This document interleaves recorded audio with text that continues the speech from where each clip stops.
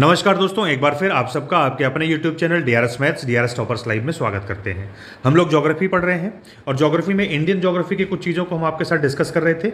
उसी क्रम में आगे बढ़ते हुए आज आइए कुछ और चीज़ों को डिस्कस करते हैं। तो चलिए ज़्यादा समय ना लेते हुए आज देखते हैं कि सी, गल्फ एंड स्ट्रेट्स इंडिया में ये कहाँ पर हैं और कौन कौन सी, मतलब कि भारत के सागर और खाड़ी कौन कौन से हैं और कहाँ पर हैं। तो चलिए, सबसे पहला आता है आपका गल्फ ऑफ कच्छ। ये है आपका गुजरात में और ये हाई टाइड्स के लिए फेमस है और नमक के प्रोडक्शन के लिए भी फेमस है, प्रोडक्शन ऑफ सॉल्ट के लिए प्रसिद्ध है। दूसरा आता है आपका गल्फ ऑफ खंबात, ये भी गुजरात में है और ये पेट्रोलियम के प्रोडक्शन के लिए बहुत फेमस है, पेट्रोलियम उत्पादन के लिए बहुत प्रसिद्ध है। ये रहा आपका गल्फ ऑफ कच्छ और ये रहा आपका गल्फ ऑफ खंबात गुजरात में। आप ये देख रहे हैं, इसको देखिए। ज्योग्राफी पढ़ने का तरीका होता है कि आप उसको मैप पर देखो, जब आगे चल करके जब वो नाम आपको सुनाई दे तो वो जगह, वो स्थान, वो चीज़ें आपको मैप पर दिखनी चाहिए, मानचित्र में आपको दिखनी चाहिए।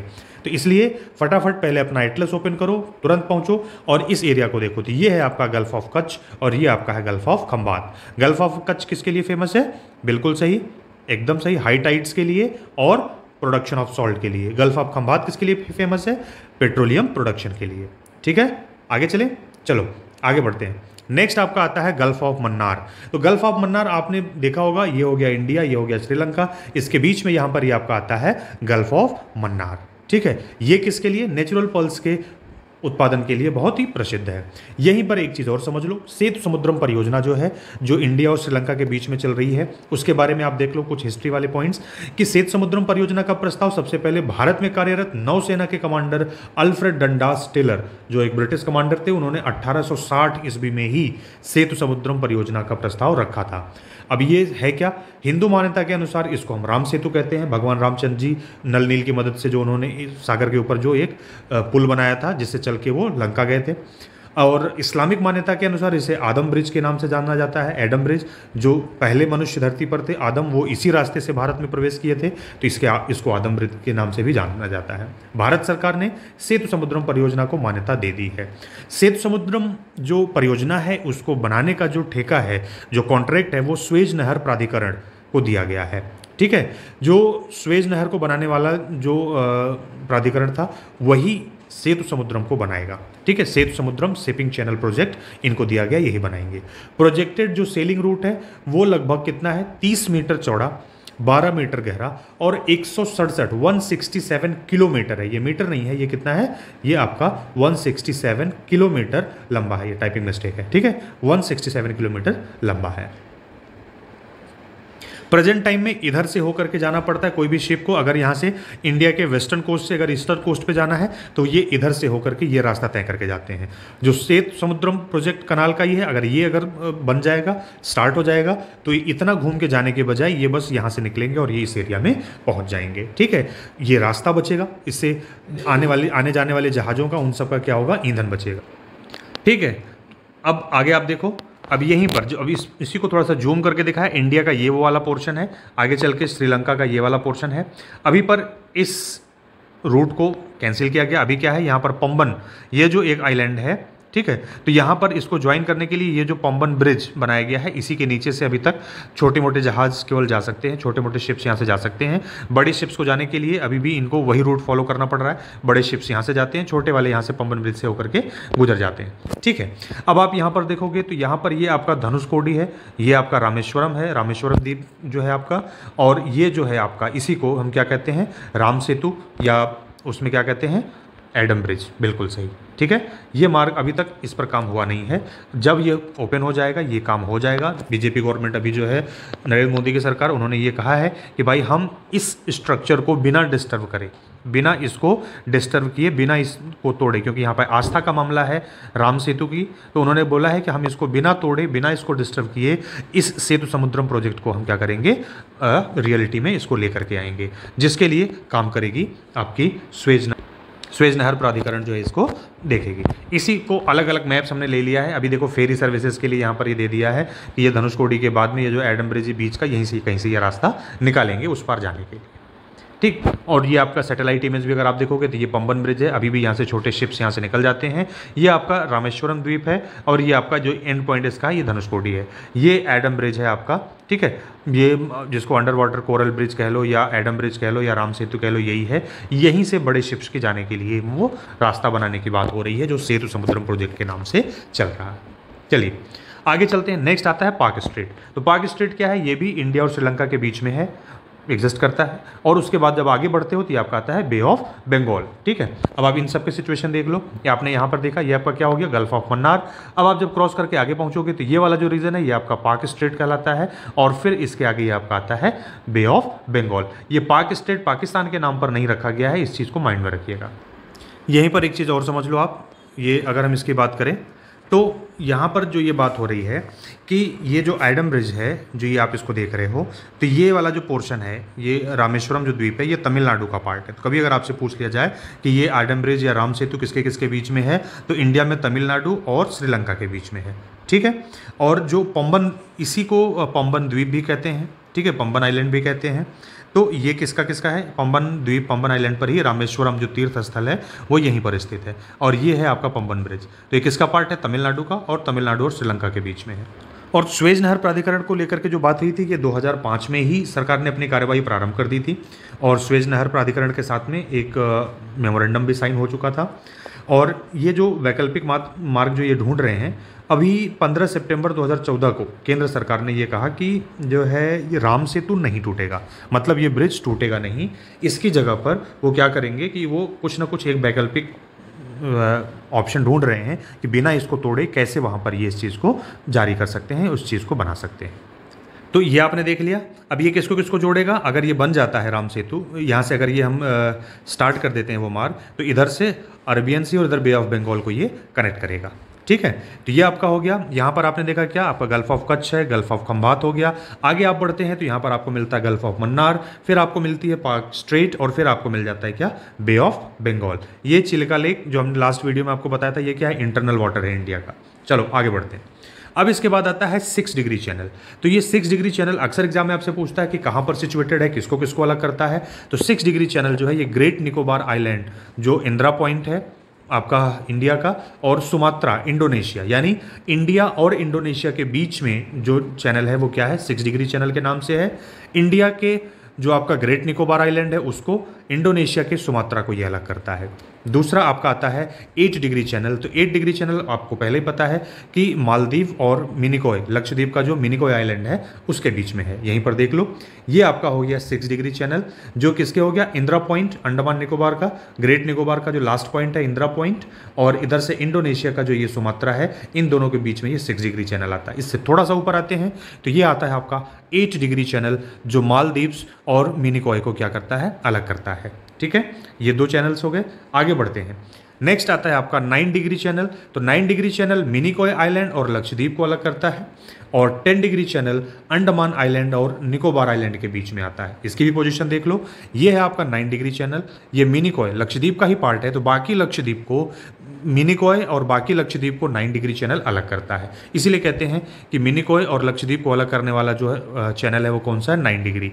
अब ऊपर आप बढ़ोगे तो ये आता है 10 डिग्री चैनल। ये आपका किसको, अंडमान और निकोबार आइलैंड्स को अलग करता है। अब आपको समझ में आ रहा है कि ये 6 डिग्री, 8 डिग्री, 9 डिग्री, 10 डिग्री, ये मेजरमेंट कहाँ से हो रहा है। तो भाई मेजरमेंट ये हो रहा है आपका, यहाँ पर नीचे भूमध्य रेखा होगी, तो भूमध्य रेखा को क्या माना गया, 0 डिग्री। अब जैसे जैसे इससे आप ऊपर बढ़ोगे तो 1 डिग्री, 2 डिग्री, 3 डिग्री, 4 डिग्री करते करते 6 डिग्री आया, फिर 8 डिग्री आया, फिर अब यहाँ से नापोगे तो ये 9 होगा, यहाँ से क्या होगा 10 डिग्री। तो ये जो डिस्टेंस मेजरमेंट हो रही है ये हो रही है आपकी भूमध्य रेखा से, इक्वेटर से नापा जा रहा है सारा कुछ, ठीक है। चलिए आगे चलते हैं। अब आप यहीं पर इस चीज़ को देख लो, ये 10 डिग्री चैनल, तो यहाँ से एक्चुअल में आप देख रहे हो तो ये लिटिल अंडमान, और यहाँ पर आप देखोगे तो कार निकोबार द्वीप समूह के बीच में। और क्लोज अगर आपसे पूछे तो ऐसे तो है ये कि अंडमान और निकोबार द्वीप समूह को अलग करता है। अंडमान में किसको, लिटिल अंडमान, और निकोबार में किसके, कार निकोबार द्वीप समूह के। कभी कभी जैसे एग्जाम में पूछता है अक्सर कि 10 डिग्री चैनल के बिल्कुल नज़दीक कौन पड़ता है, तो लिटिल अंडमान और कार निकोबार, ये दोनों इसके क्लोजेस्ट हैं, बाकी सब इससे दूर हैं। आगे चलिए। अब आप यहाँ पर आप देखो, ज़्यादातर नहीं मिलता लेकिन यहाँ पर हमने आपको ये मेंशन किया कि ये सोमब्रेरो चैनल है अभी तक पूछा नहीं गया, लेकिन अगर ये पूछा जाए तो आपको ये पता होना चाहिए कि ये सोमब्रेरो चैनल है जो लिटिल निकोबार और इधर नॉन कोवरी या कैचल के बीच में है। कैचल ये भी निकोबार का ही पार्ट है, तो लिटिल निकोबार और कैचल नॉन कोवरी के बीच में सोमब्रेरो चैनल है। अगर कभी एग्जाम में पूछा जाए तो आप इसको बता सकते हैं। आगे चलते हैं। नेक्स्ट आता है आपका डंकन पास। तो डंकन पास लिटिल अंडमान और साउथ अंडमान के बीच में है स्थित है। उसके बाद आता है आपका कोको चैनल। तो कोको चैनल आपका अंडमान आइलैंड और Coco island, Andaman island India का और कोको आइलैंड म्यांमार का, उसके बीच में पड़ता है कोको चैनल। अगर आप इसको देखोगे तो ये आपका हो गया डंकन पास। डंकन पास किसके? लिटिल अंडमान और मिडिल अंडमान के बीच में है। और कोको चैनल की अगर हम बात करें तो कोको चैनल आपका यहाँ पर, ठीक है। तो अगर आप यहाँ पर देखोगे तो फिर अंडमान के ऊपर कोको चैनल यहाँ पर पड़ेगा, जो कोको आइलैंड ये है म्यांमार का, और ये अंडमान के बीच में यहाँ पर आता है कोको चैनल। ठीक है, यहाँ तक बातें क्लियर हो गई। आगे बढ़ते हैं। तो यहाँ पर आप ये देखो, ये रहा आपका डंकन पास और ये आपका हो गया लिटिल अंडमान। ठीक है, यहीं पर कुछ और आइलैंड्स के बारे में हम बात कर लेते हैं। अंडमान के 3 आइलैंड्स का नाम बदल करके उनका नया नामकरण किया गया है। जैसे अगर हम बात करें, जो ये नील आइलैंड है, इसका नाम बदल करके क्या कर दिया गया है? शहीद द्वीप कर दिया गया है। और यहीं पर आपको दिख रहा होगा हैवलॉक द्वीप। तो जो हैवलॉक आइलैंड है, इसका नाम बदल करके क्या कर दिया गया है? स्वराज द्वीप कर दिया गया है। और एक रॉस आइलैंड था, उसका नाम बदल करके क्या रख दिया गया है? नेताजी सुभाष चंद्र बोस आइलैंड। और ये सारा का सारा जो नाम बदला गया है, ये रखा गया है कब? 30 दिसंबर 2018 को नरेंद्र मोदी जी जब वहाँ पे गए थे, तो इन्होंने इन तीनों आइलैंड्स का नाम बदल दिया। किसका? रॉस आइलैंड का नाम कर दिया क्या? नेताजी सुभाष चंद्र बोस आइलैंड। नील आइलैंड का नाम उन्होंने रख दिया क्या? शहीद द्वीप। और हैवलॉक आइलैंड का नाम क्या रख दिया? स्वराज द्वीप। तो ये चीज़ भी ध्यान रखिएगा, ये आपसे पूछ सकता है। चलिए आगे देखते हैं। अब आप ये देख रहे हो ना, नील हैवलॉक, इसी के पास में पोर्ट ब्लेयर यहाँ की कैपिटल है। यहाँ की सबसे ऊंची चोटी जो है, सबसे हाईएस्ट पीक जो है, वो सैंड पीक या सैंडल पीक कह लो, ये नॉर्थ अंडमान पर एग्जिस्ट करती है। और इसकी हाइट कितनी है? 732 मीटर इसकी हाइट है। ठीक है, और बाकी ये कुछ यहाँ पर हमने ये फिगर में दिखा रखा है, आप इसको देख सकते हो। अगर इनमें से किसी के बारे में पूछता तो आप इसको देख सकते हो। ऑट्रम आइलैंड कहाँ पर है, ये सारे के सारे इसी के पार्ट हैं। चलिए आगे चलते हैं। तो चलिए एक बार फटाफट आपका रिवीजन करते हैं। देखिए 6 डिग्री चैनल आपका कहाँ किसको किसको डिवाइड करता है? इंदिरा पॉइंट और इंडोनेशिया को। ठीक है, इंडोनेशिया में किसको? सुमात्रा को। 8 डिग्री चैनल किसको किसके बीच में आता है? मालदीव्स और मिनिकॉय के बीच में। 9 डिग्री चैनल मिनिकॉय और लक्षद्वीप के बीच में आता है। आगे चलते हैं। 10 डिग्री चैनल लिटिल अंडमान और कार निकोबार के बीच में आता है। बिल्कुल सही। गल्फ ऑफ मन्नार इंडिया और श्रीलंका के बीच में है। पाक स्ट्रेट तमिलनाडु और श्रीलंका, या फिर इंडिया और श्रीलंका के बीच में ही आप इसको भी कह सकते हैं है। आगे चलते हैं। डंकन पास साउथ अंडमान और लिटिल अंडमान को अलग करता है। कोको स्ट्रेट, यानी कोको स्ट्रेट किसको? कोको आइलैंड म्यांमार और नॉर्थ अंडमान को अलग करता है। फिर इसके बाद आता है आपका पंबन आइलैंड। तो पंबन आइलैंड जिसको आप रामेश्वरम के नाम से भी जानते हो, ये भी आपको पता होना चाहिए। श्रीहरिकोटा आइलैंड, ये पुलिकट लेक है आपका, कोस्टल एरिया के कौन सा है? आंध्र प्रदेश के कोस्टल एरिया में पुलिकट लेक के पास में है, वहाँ पर है आपका श्रीहरिकोटा आइलैंड। उसके बाद आपका आता है एलिफेंटा आइलैंड। एलिफेंटा आइलैंड क्या है? ये गेटवे ऑफ मुंबई से 10 किलोमीटर अंदर समंदर में है। एलिफेंटा आइलैंड लोग घूमने के लिए जाते हैं। फिर उसके बाद आता है सालसेट द्वीप। तो ये मुंबई और थाने जो ये है, ये सब के सब जिस द्वीप पर स्थित हैं, उसी द्वीप का नाम है सालसेट आइलैंड। ठीक है, एक चीज़ और ये जान लो, श्रीहरिकोटा के नाम पर आपको तो ये तो ध्यान ही होगा, क्या इसरो का क्या है? हाँ हाँ बोलो, बिल्कुल सही। इसरो का प्रक्षेपण केंद्र जो सतीश धवन अंतरिक्ष केंद्र है, वो यहीं पर है, श्रीहरिकोटा में ही है। ठीक है, तो आंध्र प्रदेश के तट पर जो पुलिकट झील है, उसी के पास में है ये श्रीहरिकोटा द्वीप। और यहाँ पर क्या है? इसरो का उपग्रह प्रक्षेपण केंद्र सतीश धवन अंतरिक्ष केंद्र यहाँ पर स्थित है। ठीक है, चलो आगे चलते हैं। ये हो गया। अब इसके बाद आता है आपका राम सेतु। तो राम सेतु किसको कहाँ किसको जोड़ेगा भाई? धनुषकोडी और मन्नार आइलैंड ऑफ श्रीलंका। ठीक है, मन्नार आइलैंड किसका है? ये श्रीलंका का है, उसको धनुषकोडी से ये जोड़ता है राम सेतु। चलो, धनुषकोडी क्या है? ये पंबन द्वीप, भारत का जो पंबन द्वीप है उसका अंतिम छोर है धनुषकोडी। ठीक है, तो कंफ्यूजन मत रखो। भारत का जो पंबन द्वीप है उसका अंतिम छोर जो है वो धनुषकोडी है। धनुषकोडी और रामेश्वरम दोनों उसी पंबन द्वीप पर ही स्थित है। ठीक है, तमिलनाडु मेनलैंड को पंबन द्वीप से जोड़ने के लिए जो ब्रिज बना है उसी को कहते हैं पंबन ब्रिज। और उसी पंबन ब्रिज के नीचे से छोटी मोटी जहाज़ें, छोटे मोटे शिप्स अभी जाते हैं, लेकिन भारी मालवाहक पोत जो है, जो बड़े जहाज़ हैं, वो अभी वहाँ से होकर नहीं जा पाते हैं। ठीक है, तो धनुषकोडी क्या है? उस पंबन द्वीप का अंतिम छोर है, और मन्नार द्वीप जो है ये श्रीलंका का है। इन दोनों को जोड़ता हुआ जो एक सेतु है, जो छिछला समुद्र के बीच में जो आपको दिखता है, उसी को आप क्या कहते हो? राम सेतु या एडम ब्रिज के नाम से ये जाने जाते हैं। ठीक, चलो और ये मन्नार आइलैंड श्रीलंका का है। ये बातें ध्यान में रखना। चलो आगे चलते हैं। नेक्स्ट आता है बैरन आइलैंड। तो बैरन आइलैंड, इसके बारे में आपने सुना ही हुआ है। ये पोर्ट ब्लेयर, जो बे ऑफ बंगाल में अंडमान और निकोबार की जो राजधानी पोर्ट ब्लेयर है, उसके नॉर्थ ईस्ट में लगभग 135 किलोमीटर आप आगे जाओगे तो वहाँ पर ये बैरन आइलैंड है। ये उसी का पार्ट है और ये साउथ एशिया का इकलौता एक्टिव वॉल्केनो है। इकलौता जागृत क्या है? बिल्कुल सही, इकलौता जागृत ज्वालामुखी है। ठीक है ना। ये अंडमान सागर में पड़ता है। कहाँ पर पड़ता है? बंगाल की खाड़ी के अंडमान सागर में। पोर्ट ब्लेयर से कितना? 135 किलोमीटर दूर। ठीक है, उत्तर पूर्व में स्थित है ये और दक्षिण एशिया का एकमात्र सक्रिय ज्वालामुखी है। इस ज्वालामुखी, ये जो फर्स्ट टाइम जो है, ये फर्स्ट टाइम कब एक्टिव हुआ था? पहली बार कब एक्टिव देखा गया था? 1787 में, 1787 में ये एक्टिव था। ठीक, आगे चलते हैं। इसके बाद आपका आता है कोरी क्रीक। तो कोरी क्रीक क्या है भैया? ये आपका एक ज्वारी क्रीक है। ज्वारी का मतलब टाइडल क्रीक है और इसमें क्या है? ये कक्ष के रन में स्थित है। कहाँ पर स्थित है? कक्ष के रन में स्थित है और ये एक दलदली भूमि है। ठीक है, और ये भारत और पाकिस्तान के बीच सीमा रेखा का निर्धारण करती है। ठीक है, किसके किसके बीच में? West of great Rann of Kutch.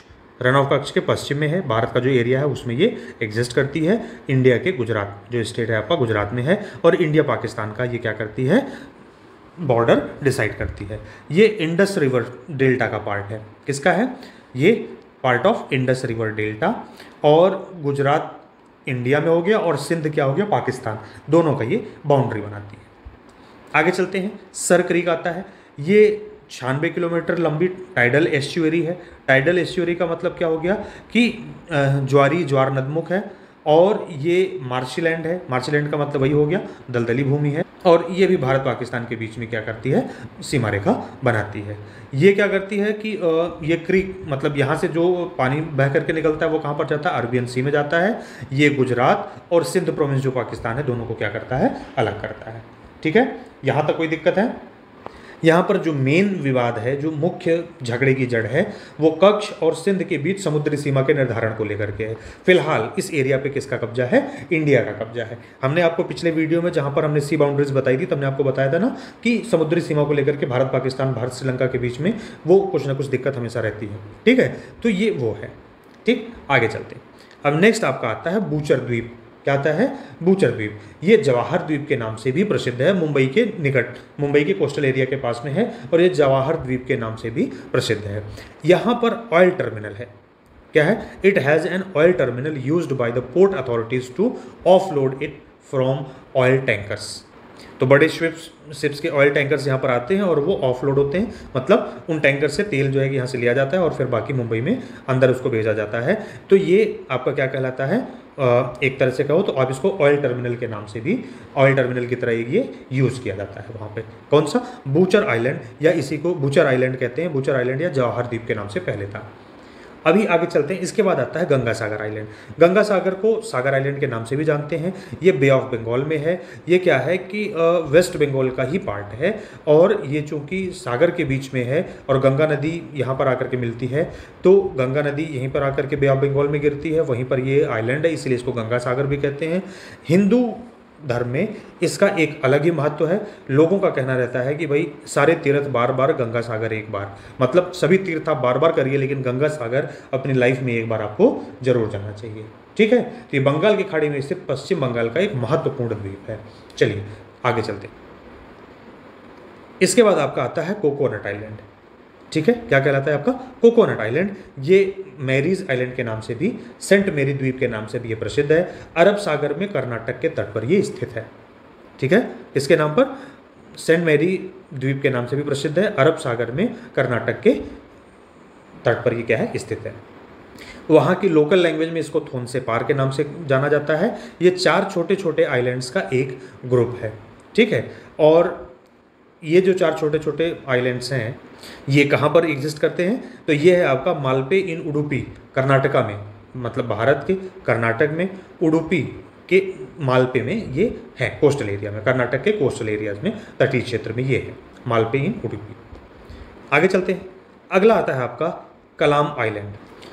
Kalam island क्या है? कलाम द्वीप क्या है? ये डॉक्टर अब्दुल कलाम द्वीप के नाम से भी जाना जाता है। ये पहले व्हीलर आइलैंड के नाम से, व्हीलर द्वीप के नाम से जाना जाता था। लेकिन जो हमारे महान वैज्ञानिक और भूतपूर्व राष्ट्रपति डॉक्टर APJ अब्दुल कलाम के नाम पर इसका नाम डॉक्टर अब्दुल कलाम द्वीप रखा गया है।